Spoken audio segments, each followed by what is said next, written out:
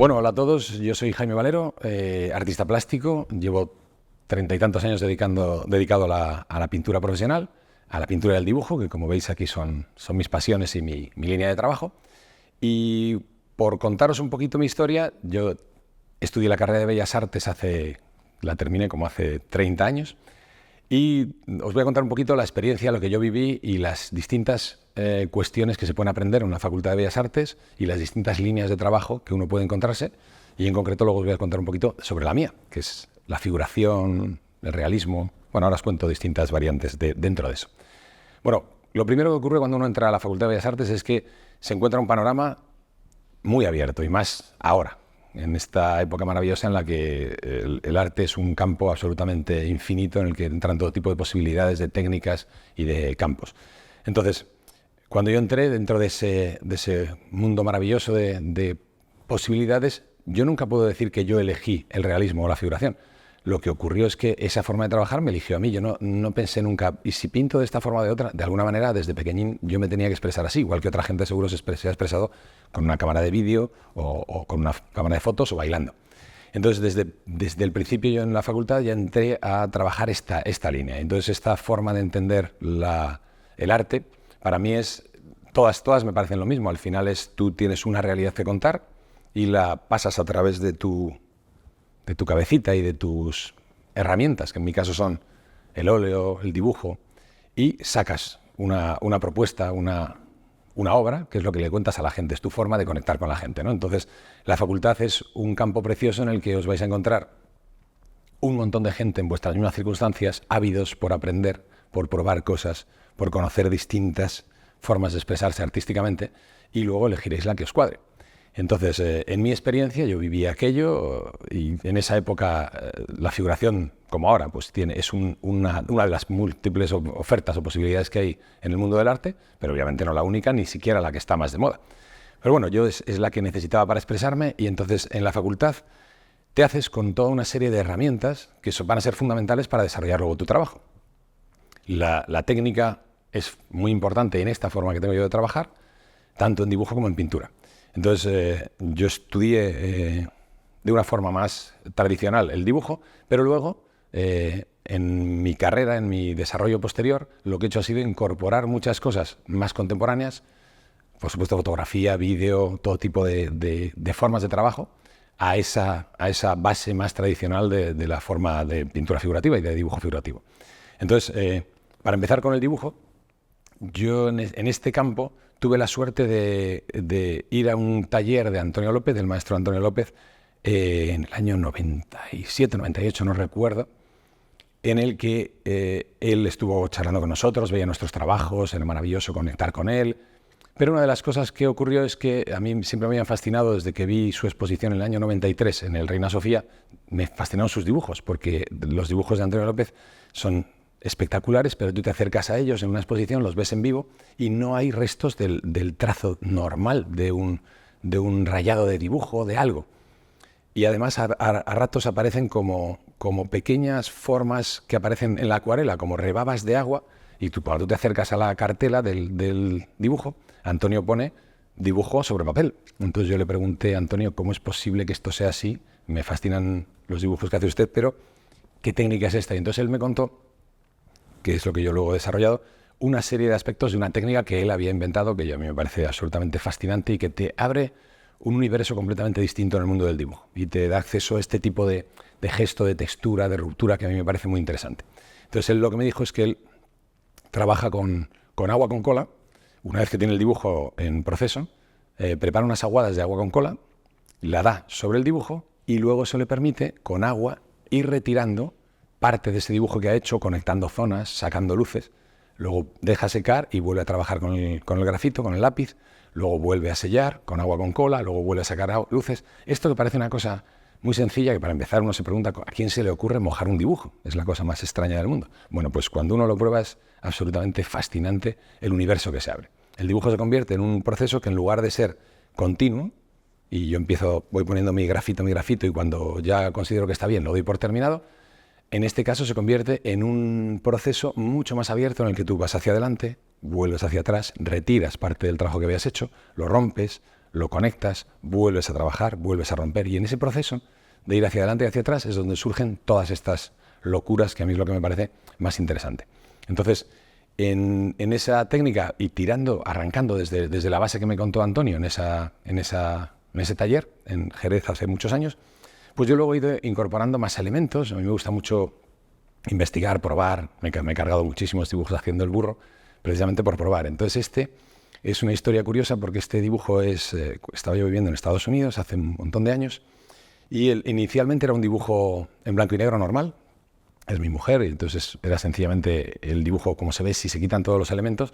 Y en un momento dado, yo estaba en esa época probando, conocía a unos artistas muy majos de México que utilizaban mucho la encáustica, que es una cera que se da, pero ellos la utilizaban con color y la metían en el óleo. Y yo me planteé, ¿qué pasa si le pongo esto al dibujo? Entonces le puse la encáustica, que son estas texturas, estas especies de masas que se han quedado ahí encima formando unas texturas.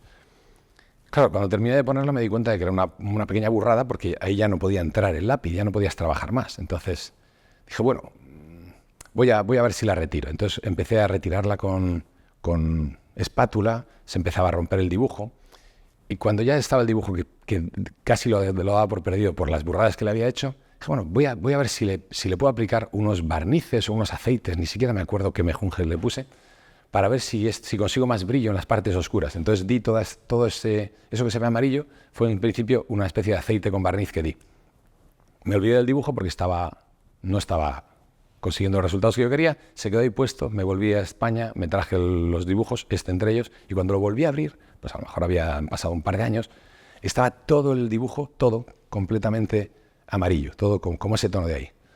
Entonces, bueno, pues pensé que se había echado a perder, pero dije, bueno, vamos a ver qué pasa, porque como ya cuando das por perdida una cosa es cuando pasan las cosas más divertidas. Entonces dije, bueno, vamos a ver si puedo retirar esto. Entonces cogí disolvente y empecé a retirar, aguarrás, creo que era aguarrás, y empecé a retirar con la espátula ese amarillo que me estaba molestando. Pero entonces vi que quedaba interesante la ruptura del amarillo y que además, que es lo que me dejó alucinado, que es por lo que la técnica de Antonio López es un alucine, es que el dibujo que yo tenía debajo, el dibujo completo de mi mujer, cuando yo metía la trementina, el aguarrás para retirar con espátula, el dibujo no se movía, el dibujo seguía intacto debajo. Yo decía, ¿cómo puede ser que esto me esté retirando los horribles manchurrones amarillos y en cambio me esté dejando el dibujo? Y ahí comprendí que el sellado que hacía Antonio López con agua con cola, como es una cosa que se disuelve en agua, la trementina, que es una cosa que se disuelve es un disolvente que va por otro lado, no le atacaba. Entonces yo tenía el dibujo protegido y pude hacer todo ese juego de texturas. Volví a meter de nuevo aguadas de las de Antonio donde me quedaba a la vista el dibujo, volví a trabajar el dibujo, o sea, me permitió retirar todo lo que se había quedado hecho polvo con ese amarillo y volver y seguir trabajando. Entonces eso a mí me descubrió un mundo maravilloso, porque desde ese momento yo podía hacer este proceso en los trabajos, podía destruir hasta el nivel que había hecho con esos barnices, con esas salvajadas, y luego la capa de agua con cola que había dado me protegía el dibujo, con lo cual podía retirar aquello y generar unas texturas y unos mundos fantásticos. Entonces, este fue como el dibujo inicial, después de muchos otros hechos en la técnica de Antonio López, para abrir todavía más ese mundo a estas texturas, a este universo de ruptura salvaje. Y hay dibujos que rompen mucho más. Pero quería contaros un poquito la técnica para que veáis cómo algo tan sencillo como un dibujo, con experimentación, con ganas de probar cosas, con interés por lo que pueda surgir, puede abrir unos campos maravillosos. Entonces esta técnica, básicamente lo que es importante, si algún día la hacéis, que os lo recomiendo porque es una maravilla, se prepara un papel. Yo lo que utilizo es un papel yo uso Arches de 300 gramos de acuarela. ¿Por qué? Porque lo vamos a mojar mucho, entonces es muy interesante que sea un papel resistente.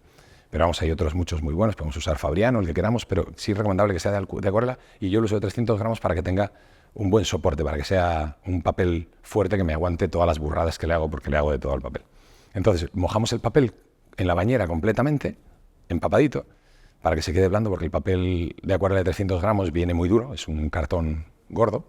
Entonces lo mojamos muy bien en la bañera hasta que se queda como un trapito, lo colgamos en una barra para que se vaya secando, y a la tabla, porque este papel está encolado a la tabla, para que no nos haga ninguna rugosidad cuando mojamos, para que se mantenga siempre plano. Entonces, a la tabla le damos cola, esa misma cola que vamos a usar para la aguada, le damos cola rebajadita un poquito con agua, ponemos el papel encima, cuando está ya, todavía sigue como un trapito, pero ya no está húmedo, o sea, ya no se ve mojado, ya si lo miras no brilla. No está empapado, pero está humedito, en ese momento lo ponemos encima, estiramos con las manos, se seca el papel, se queda así de maravilloso para trabajar, no te va a hacer ninguna ondulación cuando trabajes con agua, y luego lo que es el sobrante lo cortas con un cúter a sangre de la tabla y te queda fantástico. Entonces, esa es la base. Y luego la forma de trabajar de Antonio es básicamente lo que os he contado. Se prepara agua con cola en una proporción de 1 parte de cola y 7 de agua, se mueve bien y lo que haces es, cuando tienes tu dibujo a mitad de proceso, le vas aplicando capas de agua con cola. Tienes el dibujo, digamos, en una fase inicial. Yo lo que hago es llevarlo muy equilibrado todo, pero como si fuese todavía muy en grises, sin entrar en negros. Entonces, una primera aguada a todo el dibujo, muy suavecito para que no se mueva. Dejas secar, sacas con el agua todas las luces que tú quieras, lo rompes, ves con todo lo que te ofrece, dejas secar, vuelves a meter ahora un poco más de carga de oscuro, te vas, pues si habías trabajado, yo en el primer ataque suelo trabajar pues entre los lápices verdes de Faber-Castell, pues un verde, un F o un HB, como lo más oscuro y lo más duro, lo más clarito, un 5H. Esto es muy importante porque desde pequeñitos cuando nos regalan una lata de lápices, generalmente vienen HB, 2B, 3B, 4B, 5B, 6B, como si todo lo que se hace en arte tuviese que ser súper oscuro.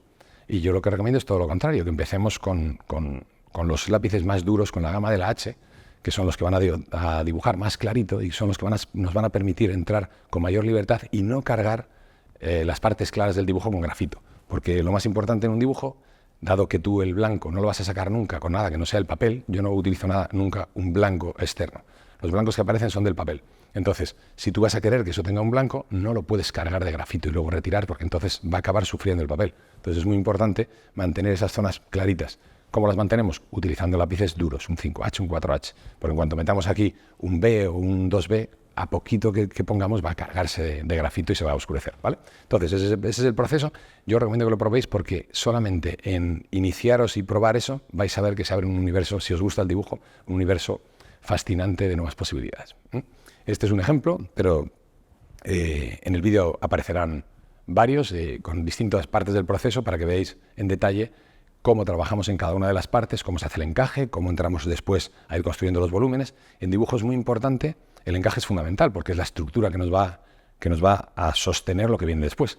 Pero otra parte igual de importante es, una vez que hemos terminado la estructura, el andamio que nos proporciona el dibujo, que son líneas, ahora hay que pasar a convertir eso en volumen. Donde yo he situado que va a haber un párpado, que va a haber un iris o que va a haber el final de la nariz, ahora tengo que convertirlo en una sombra, en un volumen que moldee, que modele esa forma.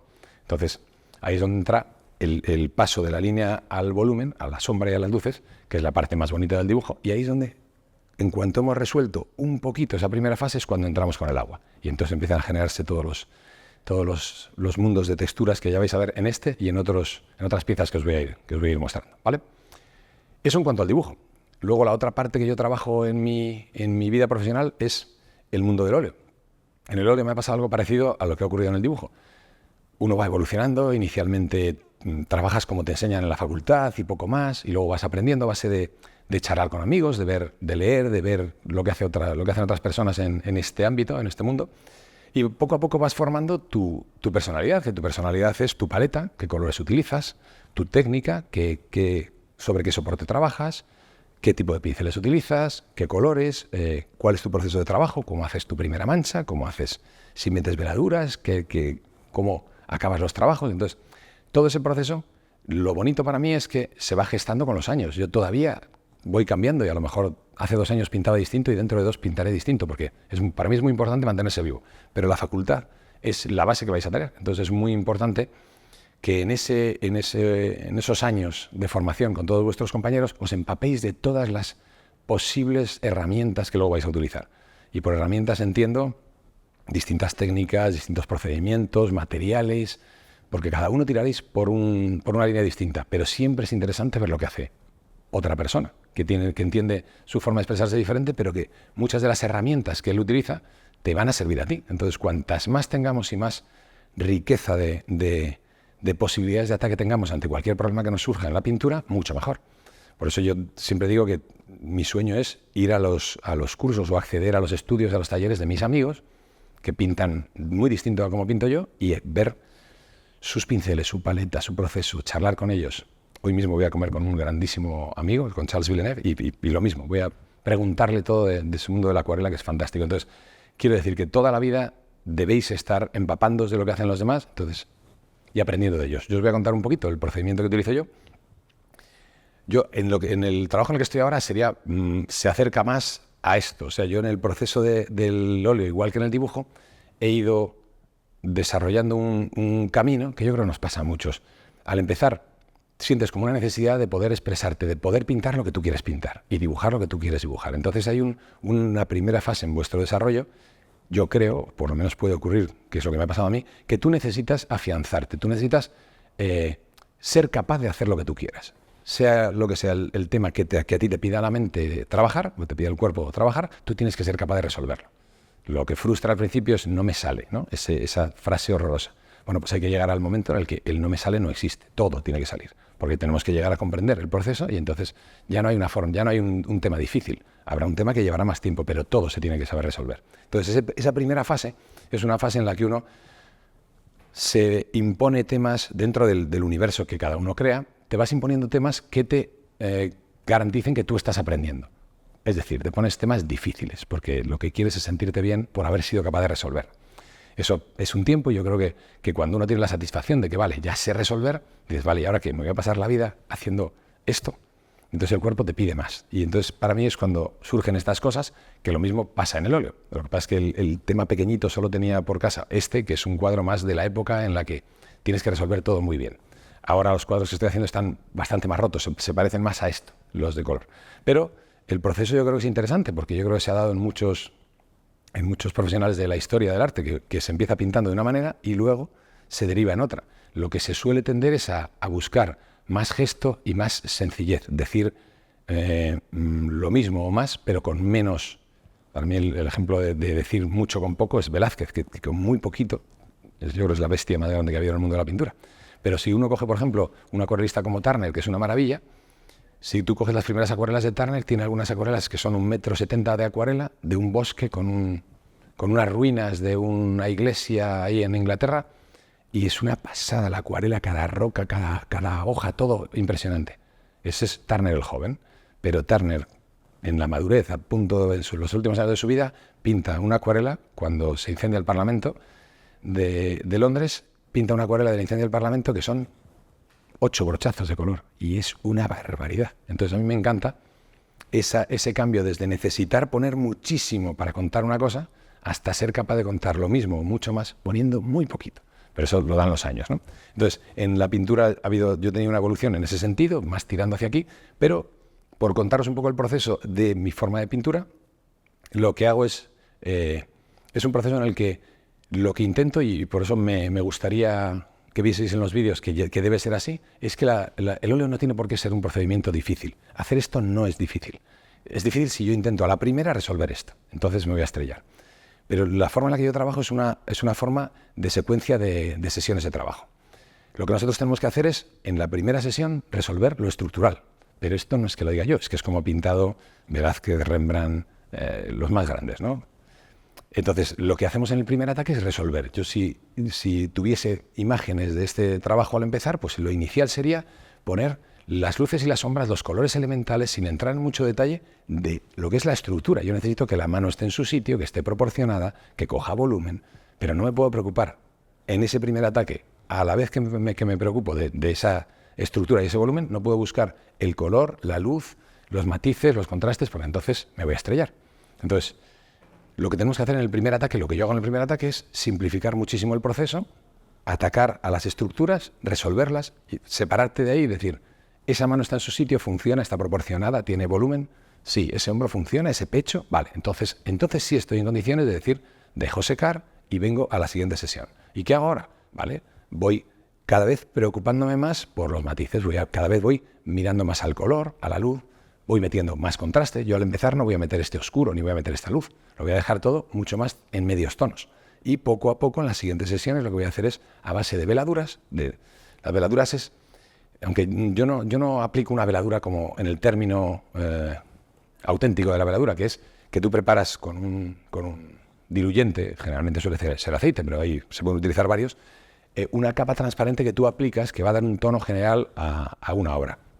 Yo no hago eso porque al revés, lo que yo quiero es que haya muchísimos matices diferentes en cada sitio. Si yo aquí le doy una capa de un mismo tono, voy a cargarme los matices que he creado ahí, entre azules, malvas, rosas. Entonces, yo lo llamo veladura porque lo que hago es, en cada sesión, la primera sesión la hago solo con trementina, porque tiene que ser una capa sólida, esa la que es estructural, la que he dicho que es muy sencilla y va a lo estructural. Pero una vez que esa capa se ha secado, ya todas las demás sesiones van a ser solo con aceite. Entonces yo lo único que voy a hacer es, antes de empezar la sesión, con una brocha suave y ancha, mojo en aceite de lino purificado, le quito todo el aceite porque no hace falta que tenga prácticamente nada. Y cuando no tiene casi nada, donde voy a trabajar, le hago unas pasadas con ese aceite. ¿Qué es lo que hace esto? Que la siguiente sesión que yo voy a hacer, cuando yo ataque esas partes de ese brazo, ese pecho, lo que va a hacer es que la pincelada, en lugar de quedarse dura sobre la que yo tenía ya resuelta, se integre. La pincelada va a conectar muy bien sobre lo que yo tengo ya hecho. Entonces lo que me va a hacer es cada sesión va a ir acumulando, va a ir sumando información. Yo no voy a cubrir lo que había en la primera sesión. Lo que voy a hacer es irlo modificando, irlo perfeccionando, irlo mejorando. ¿Hacia qué? Hacia más luz, hacia más oscuro, más contraste por tanto, hacia más color, empezar a meter verdes, empezar a meter rosas, malvas, sesión a sesión. Entonces, las sucesivas sesiones son las que me van a dar a mí la riqueza de matices que yo busco, que ocurran muchas cosas en cada trocito del cuadro. Eso sería imposible intentar hacerlo en un primer ataque y poner aquí todos los colores que hay. Esa variedad de colores que hay en ese trozo o en ese trocito de ahí viene porque es una sesión seca, otra sesión transparente. Entonces, si en la primera me he pasado de rosas, digo, espera, que en la siguiente enfrío un poquito con unos violetas, con unos malvas. Si me he pasado de frío, espera, ahora caliento un poco, unos verdes con naranja. Entonces, para mí lo más importante a la hora de desarrollar un cuadro, tanto un óleo como un dibujo, es entender el cuadro como un proceso. No tenemos que tener prisa porque las cosas estén resueltas. Es más, es contraproducente totalmente. En el primer ataque, en la primera sesión, yo nunca iría a resolver cosas como las uñas, los brillos. Eso en la primera sesión no tiene ningún sentido que aparezca. En la primera sesión lo único que queremos es lo estructural y luego vamos a hacerlo crecer poco a poco. Porque eso es lo que nos va a hacer que el resultado final, cuando al final pongamos ese último toque de luz o ese último oscuro, se va a asentar. Este toque de luz se va a asentar sobre toda una estructura ya sólida, llena de colores, de matices, que es lo que va a hacer que eso tenga verdadera fuerza. Si yo en la primera sesión pongo ese brillito de ahí, pero no tengo todo lo que está pasando alrededor bien resuelto, eso no va a funcionar. Va a quedar una cosa artificial, dura, que no nos vamos a creer. Entonces, esa sería la forma en la que yo trabajaría el proceso del óleo.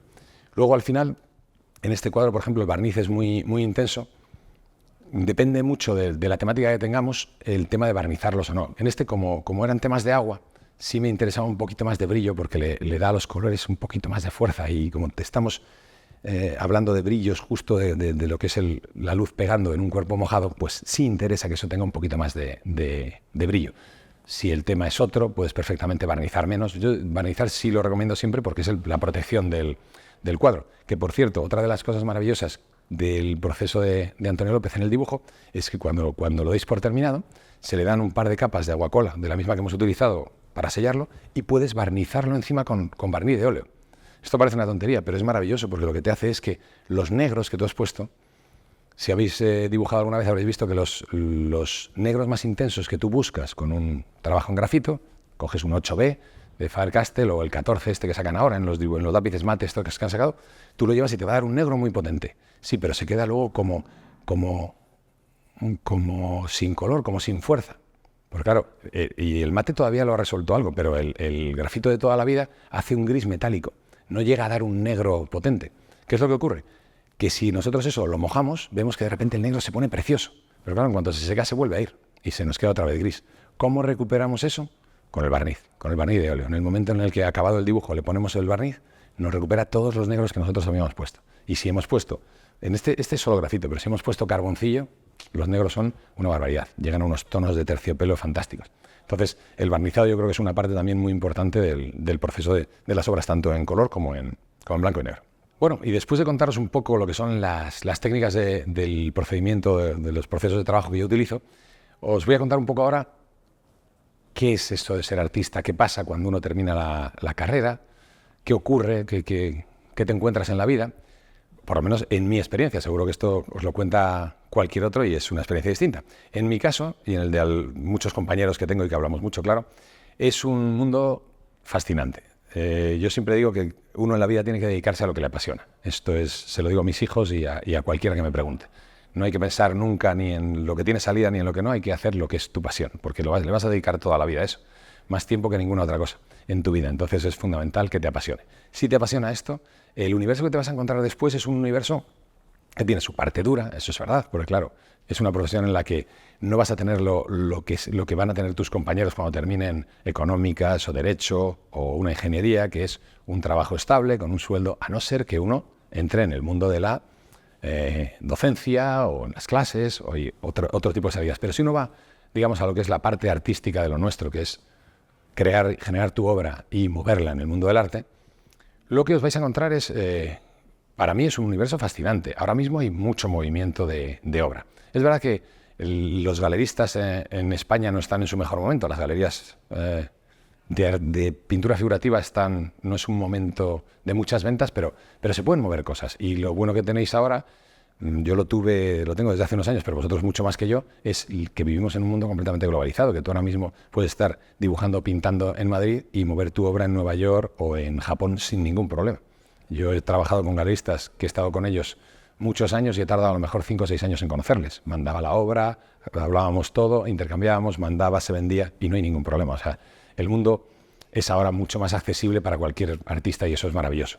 Además tenéis el universo de las redes sociales que tendrá su parte mala, pero tiene una parte maravillosa, que es que vosotros podéis estar viendo en tiempo real lo que está pintando un colega vuestro de Japón, de Argentina, de los Estados Unidos, y seguir lo que está haciendo y ver sus vídeos en los que te cuenta cómo hace las cosas, y eso no tiene precio. Cuando yo tenía vuestra edad, al entrar o salir de la facultad, tú tenías tu mundo de lo que venía a exponerse a tu ciudad y poco más. Tú no sabías lo que se estaba haciendo en otros sitios, tenías que viajar al extranjero para ver las cosas o acceder a algún tipo de publicación, pero era muy difícil. Y ahora tenéis un universo abierto que os permite entrar en contacto con muchas corrientes que se están desarrollando en todo el mundo, ver qué se está haciendo en el universo que os interesa, si es el que yo hago, el mundo de la figuración.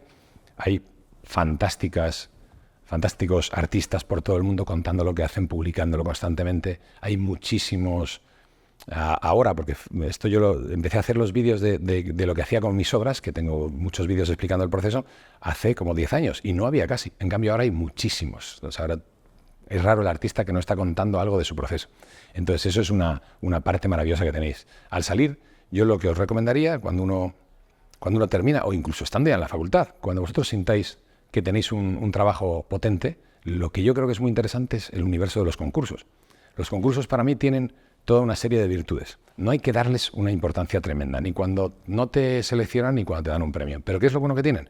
Para mí, primero, te disciplinan y te obligan a hacer un trabajo. Este concurso que me interesa se termina su plazo el 20 de junio, pues hay que acabar el cuadro. Entonces nos fuerza a terminar, que si no somos muy dilatantes nosotros y tendemos a tardar mucho en terminar las cosas, a dejarlas sin terminar. Entonces es muy interesante tener una fecha ahí. Y luego lo que te da el concurso es que es la forma de entrar en contacto con todos tus compañeros, porque la primera vez que te seleccionen vas a ir ahí y te vas a encontrar con otros 30, 40, 50 compañeros que han seleccionado y vas a ver lo que hacen y vas a charlar con ellos y vas a empezar a establecer unas amistades.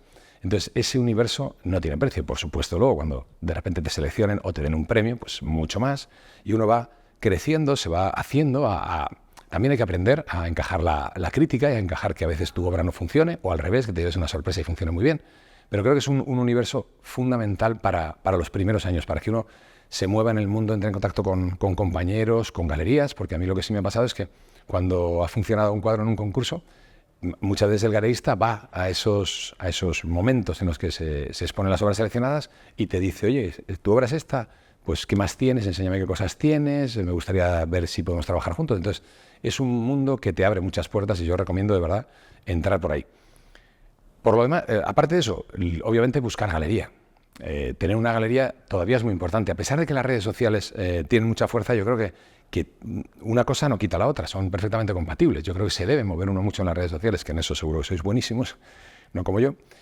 Pero también está muy bien buscar una galería. Entonces, buscar una galería yo creo que es una labor también muy importante en la vida de un pintor, porque si tú a una persona, por muy buena que sea en su campo, la colocas en una galería que no es la suya, el fracaso está garantizado. Pero aunque cojas el mejor, aunque tú te cojas a Antonio López, si lo pones en una galería que no tienes el tipo de clientela que va a apreciar la obra de Antonio López, no le va a servir de nada. Con esto quiero decir que es muy importante investigar qué galerías mueven el tipo de obra que a mí me interesa, que tendrán clientela en esa línea, contactar con ellas, enseñarles las obras. Pues a lo mejor la primera vez te dicen, bueno, de momento no nos interesa, pero tú ya has contactado con ellos, sigues trabajando, cuando evolucionas, cuando mejoras, vuelves a contactar. Yo creo que son dos campos que yo llevaría muy juntos a la hora de desarrollar vuestro trabajo al acabar la facultad o incluso estando en la facultad. El tema de buscar una galería, que además no tiene por qué ser en vuestra ciudad ni en vuestro país. Si os gusta una galería en Alemania, ningún problema. La mayoría de los galeristas trabajan con artistas de cualquier punto del mundo porque ahora mismo eso funciona muy fácil. Entonces, buscar galería y apuntarse a los concursos y tener un calendario de concursos que te interese, a los que te interese ir, yo creo que son dos formas fundamentales de trabajar. Y luego, lo más bonito de esto es, por supuesto, investigar vuestro universo. A mí el cambio este de Antonio me llevó por esta línea del dibujo y el mundo del óleo, pues también una serie de amigos con los que establecí un poquito la línea inicial de mi trabajo. Pero lo que os contaba antes, lo fundamental será para establecer vuestra personalidad, investigar mucho, estar muy abierto a lo que están haciendo otros compañeros, charlar mucho, empaparte mucho y enriquecer ese mundo de herramientas que tú vas a tener. Cuantas más cosas seas tú capaz de utilizar a la hora de resolver un tema, mucho mejor. Si yo solo sé pintar a la prima, que es pintar en una sola sesión, un trabajo, pues voy a saber resolver un cuadro solo de una manera. Si a eso le sumo que sé pintar del natural porque me he hecho unos concursos de pintura rápida o porque me he ido a un taller a hacer encaje del natural, pues estoy metiendo un valor añadido a mi trabajo que me va a venir muy bien. Si yo además a eso investigo qué es eso de las veladuras, qué universo pasa por ahí, qué se puede hacer con las transparencias, pues es otra herramienta que estoy sumando. Y así uno tiene infinitos campos que ahora mismo están muy accesibles. Ahora mismo todo esto que os estoy contando, uno entra y tienes gente maravillosa contándote por YouTube 1000 cosas sobre distintas formas de trabajar. Entonces, yo creo que en pintura hay que tener la mente muy abierta siempre, en el arte en general, porque cuantas más cosas, cuantos más universos permitas que entren en tu vida, mucho más rico va a ser lo que tú propongas después.